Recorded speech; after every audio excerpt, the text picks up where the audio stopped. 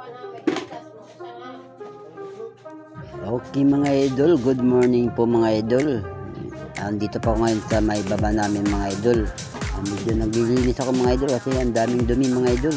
Kasi kahapon mga idol, May 30 pista po sa amin mga idol, kaya busy. Kahit papaano mga idol, nakahanda-handa kami kahit papaano mga idol.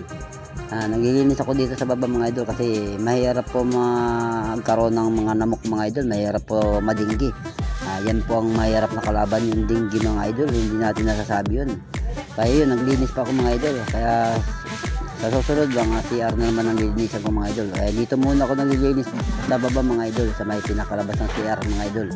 Kaya naglilinis pa ako mga idol para po maging malinis tayo, para maiwasan na magkaroon ng namok mga idol.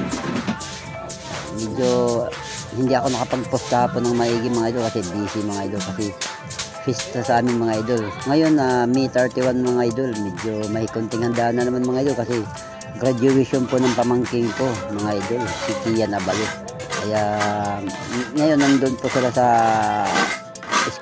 school nila mga idol. Nandun yung kapatid ko, yung ina ng pamangking ko, kasi medyo pinuntahan nila yung anak nila para sa graduation mga idol. Kaya ngayon nandito ako, naglilinis ako dito mga idol para mapanatili yung kalinisan ng ating kapaligiran dito sa loob, para maiwasan po yung magkaroon ng namok mga idol. Mahirap ang kalaban ng dinggi mga idol. Okay mga idol, i-update lang kayo mamaya mga idol. Medyo ngayon ito muna ang ipopost ko mga idol, kaya mamaya medyo CR naman mga idol.